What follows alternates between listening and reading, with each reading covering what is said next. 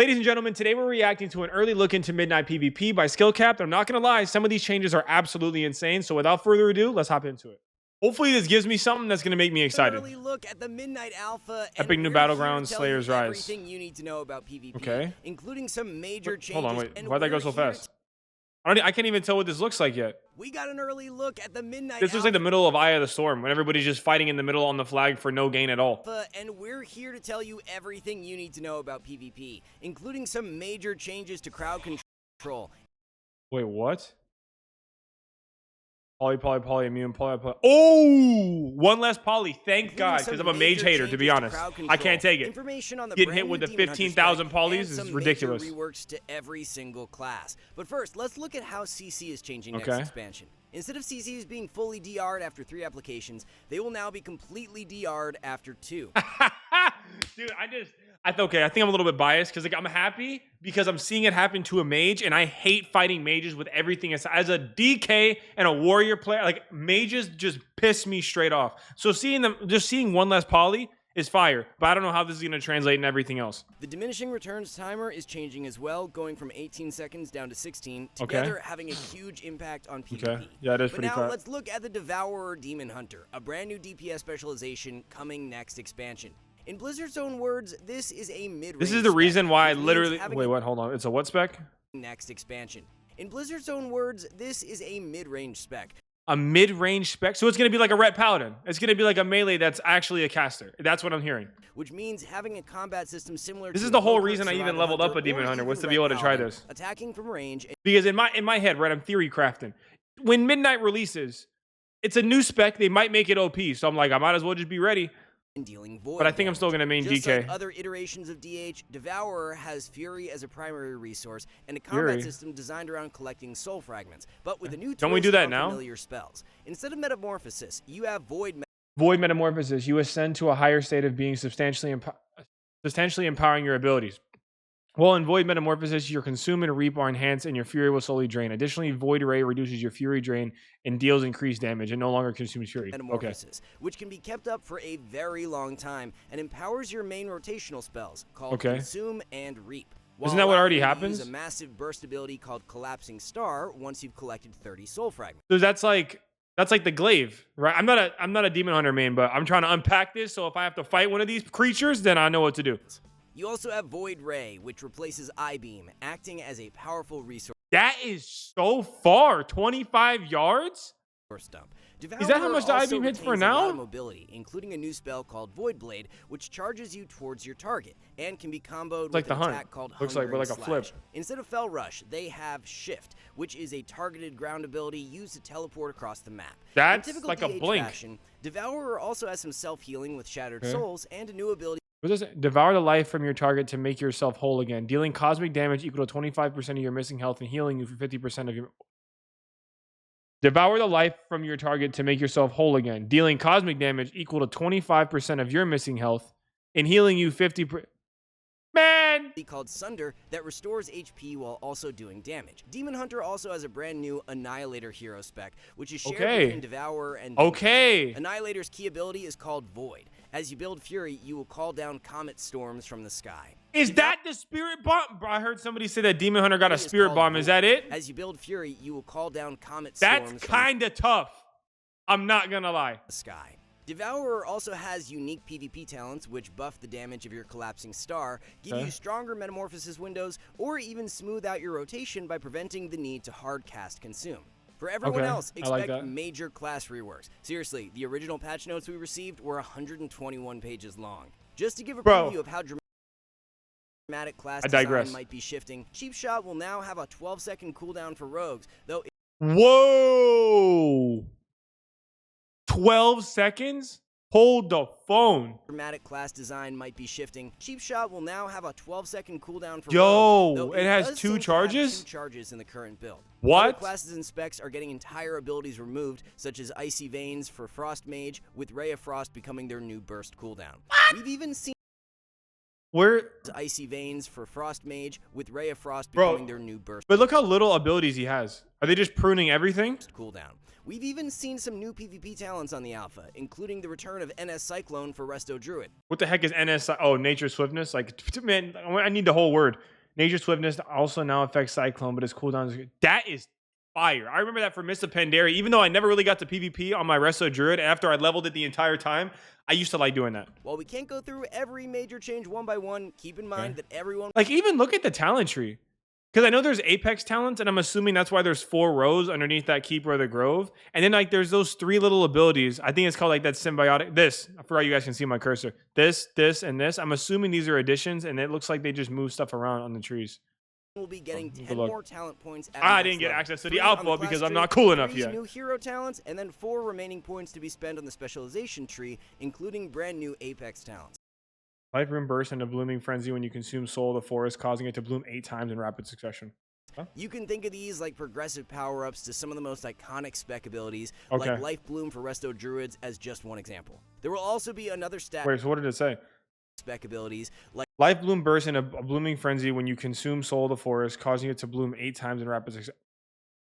That's pretty fire, actually. Life Bloom for Resto Druids as just Or just one keep example. popping. There will also be another stat squish this time around. Okay, I'm happy for having that. Health pools similar to the end of Shadowlands. I like Overall, that. expect your I like class and that. spec I'm to be tired of how much health we significantly have right different now. I going don't even into like Midnight. it. Like, you know, when you're on the way up, right? It feels cool. But now it's like hitting for 12 million. It's just it's such a big number. Like, even in Classic, you look back and we're in the thousands. And you just feel like you're just hammering people in the head. It just feels good. I don't know, all these, when you see too many numbers at once, it's just too many numbers on the screen. I don't like it. Which should be releasing sometime at the beginning of next year, by the way. That means we still have a few more months of Season 3. Enough time to submit multiple VOD reviews in our Discord. I need them to remove the conquest cap. I don't know how long it takes for them to remove that, but I'm ready to get into PvP and just farm out all my characters, get all my gear, and just start boxing. I also need healers. I need healers for either my DK, for my monk, or my rep paladin. If you heal, you gotta let me know in the comments because I need you. I need backup. You can hop in Discord and everything. Needed to gain rating fast. And to make sure you hit your goals, we're still offering a 400 rating gain guarantee, which by the way, to offer going into just midnight. pulled my headphones straight out of my head. Exclusive By discount the link way, below in order to I get use started. the skill cap UI for my Midnight also add-ons for everybody who introduces asked me a about new that. Haranir allied race, which will be playable by 9 Wait, different... hold up. Hang on, what did I say? Anyway, Midnight also introduces a new Haranir classes in World of Warcraft Midnight. The Haranir will have access to the following: Druid, Hunter, Mage, Monk, Priest, Rogue, Shaman. Haranir allied race, which will be playable by 9 Druid different forms? classes, Okay. including Druids, who will be getting their first Okay, what is that? new That's the resto tree? That looks like trash. I mean, I'm biased against that. I like the normal tree, but like I don't even know, like, what is that? The cat form's kind of all right. I don't even know what that little mouse is on the right side. I mean, I'm guessing that's Boomkin form, and then you turn into a giant bat. But like, what is that tree? Battle for Azeroth. While we weren't able to play it on the alpha, Haranir's active ability is a grounded AoE spell with different effects, either damaging Grounding enemy AoE? players or healing allies within its radius. They also have a critical strike Critical strike and damage healing increased by 2%. Critical strike damage. That's okay. bonus similar to Tauren and Dwarf as one of their passives, which we should note is actually quite strong in PvP. Yeah, it is. We should also note that DH is also getting a new race with the ability to now play Void Elf. In other news, Blizzard is also planning a major overhaul to the UI, including removing Probably because of why would they go Void Elf? Like what?